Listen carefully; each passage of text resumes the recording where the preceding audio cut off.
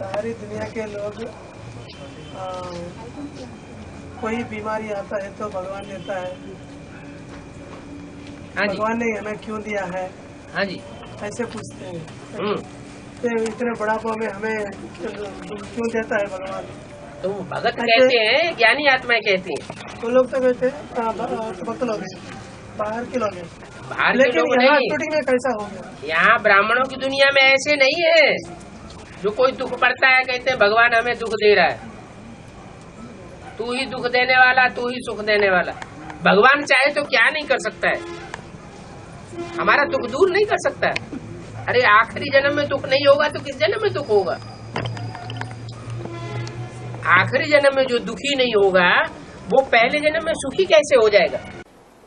आखिरी जन्म में जब भगवान आकर के मिला हुआ है, भगवान की छत्र छाया मिली हुई है, तो कितना भी दुख आ जाए कोई चिंता नहीं होनी चाहिए, सदैव हर्षित मुख रहना चाहिए।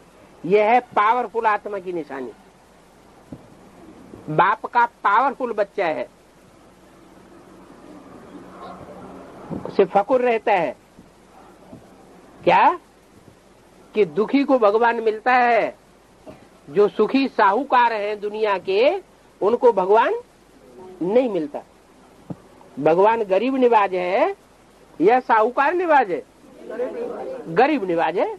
तो दुखियों को मिलेगा या सुखियों को मिलेगा? दुख में सुमिरन सब करें, सुख में करे न कोई। ये तो दुनिया की रीति है। सतयुग त्रेता में देवताएं सुखी होते हैं तो भगवान को याद करते हैं क्या? नहीं याद करते। इस दुनिया में भी जो सुखी साहूकार हैं उनको भगवान की दरकार नहीं है। उनको तुम ज्ञान सुनाने जाओ, संदेश दो कि भगवान आया हुआ है, भाग पैसे लेने आया हुआ है। हाँ जी। तो आज ये सारी शूटिंग कहाँ से होती है? जो अज्ञानी है, ज्ञान मिलने के बावजूद भी इस तरह की बातें करते हैं। कैसी? कि भगवान हमको ही इतना दुख क्यों दे रहा है? दीदी दादी दादा हैं तो इतने सुखी हैं। अरे ये तो देखो, उन दीदी दादी दादाओं को असली भगवान का रूप पहचान में आता है, उनको तो आता ही नहीं पहचान में। क्योंकि वो ब्राह्मण की दुनिया में बड़े साहूकार माने जाते हैं, तो उन साहूकारों को भगवान नहीं मिलता। और जो गरीब हैं, दुखी हैं, उनको भगवान मिलता है। हाँ जी।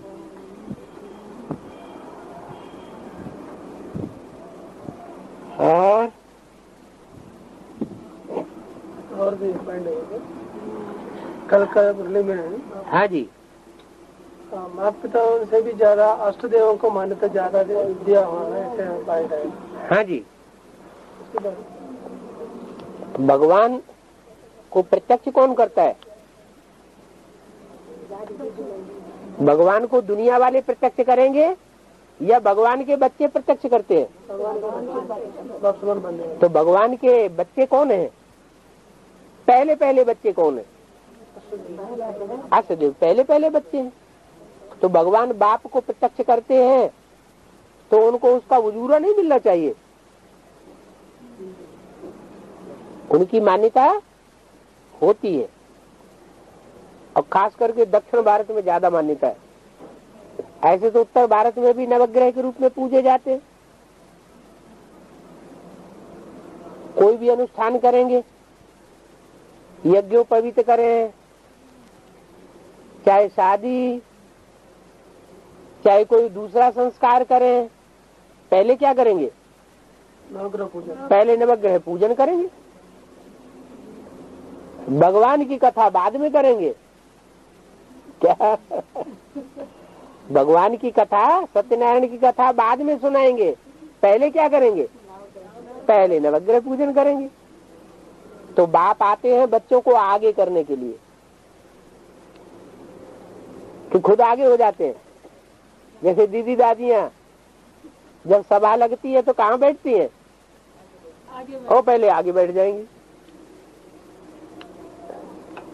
बाप ऐसा नहीं करते। क्या बाप कहते हैं चलो बच्चे आगे आगे चलो, बाप हमेशा बच्चों को आगे करते हैं, पूजन में भी बच्चों को आगे करते हैं। ये अष्टदेव तो माता पिता दोनों को बराबर ये देते हैं। हाँ जी, देवता है तो माता पिता दोनों को मानेंगे या सिंगल की उपासना करने वाले होंगे? है जो सिंगल की उपासना होती है वो किसके द्वारा होती है? देवी की पूजा करते हैं, देवी के लिए बोलते हैं जय माता दी, पिताजी उनको क्यों भूल जाता है?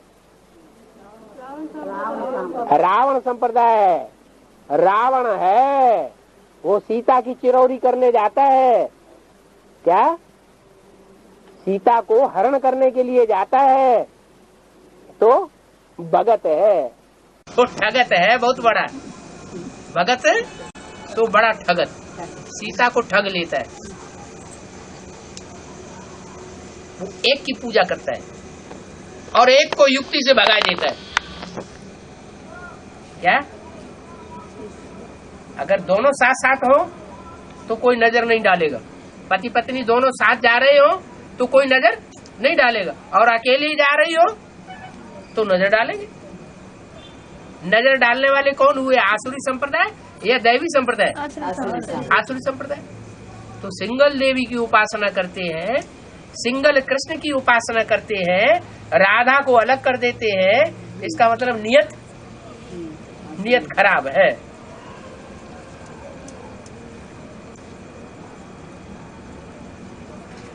और इसलिए मुरली में बोला है देवी की पूजा करने वाले पुजारी हैं रावण संप्रदाय। तो क्या लक्ष्मी देवी नहीं है? कौन सी देवी के लिए बोला? महाकाली, जगदम्बा, जो भी और देवियां हैं उनके लिए बोला गया। लक्ष्मी के साथ तो नारायण होता है, उसकी बात नहीं है। हाँ, और हाँ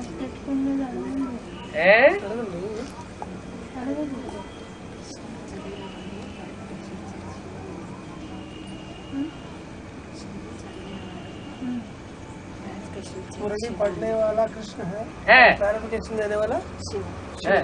हाँ जी, पढ़ने वाला। पढ़ाई किसकी चल रही है? कृष्ण बच्चे की पढ़ाई चल रही है या बाप की पढ़ाई चल रही है? बच्चे की पढ़ाई चल रही है। पहले भी बच्चा पढ़ाई पढ़ता था और अभी भी कृष्ण बच्चा पढ़ाई पढ़ने वाला है।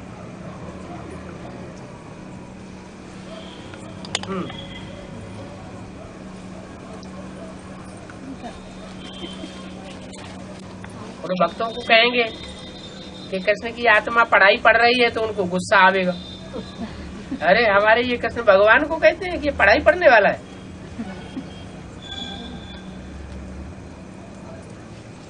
बाबा एक आविक्त वाणी में आया है, वो अभी जाना चाहे तो अभी जा सकते हैं, अभी बनाना चाहे तो ऊंचे से ऊंची अच्छी से अच्छी स्टेज बना सकते हैं। उनको एक सेकंड में निराकारी बनने में देर लगेगी क्या? किनको?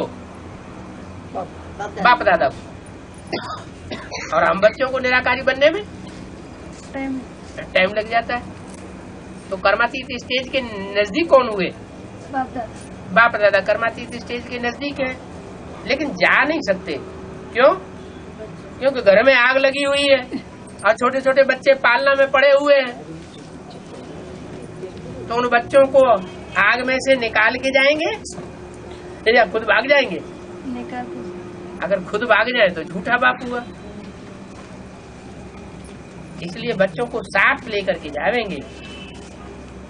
क्या बच्चों को है इस कामाग्नि की दुनिया में झोंक करके नहीं जावेंगे, पार लेकर के जावेंगे।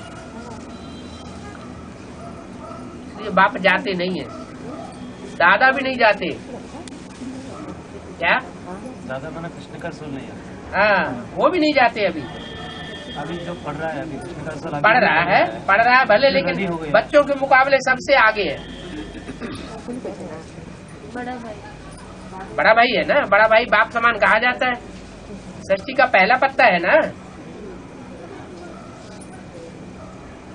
तो चाहे तो बाप दादा वापस जा सकते हैं, लेकिन बच्चों के संग के रंग में आते हैं, तो बच्चों का जब संग का रंग लेंगे तो बच्चों के पाप कर्म भी उनके साथ जुट जाते हैं। शिव को तो संग का रंग नहीं लगता, लेकिन रामकृष्ण की आत्माओं को तो संग का रंग लगता है या नहीं लगता है? लगता है। तो बच्चों के संग के रंग में आते हैं, बच्चों की अवस्था नीची है, तो बाप दादा की भी अवस्था बीच बीच में नीची होती है। लेकिन तो राम वाले लेकिन वो तीखे दौड़ने वाले हैं, क्या वो पुरुषार्थ में तीखे हैं, इसलिए भले अवस्था नीचे गिरती है और बाप के संग के रंग से फिर जल्दी ऊपर उठ जाती है।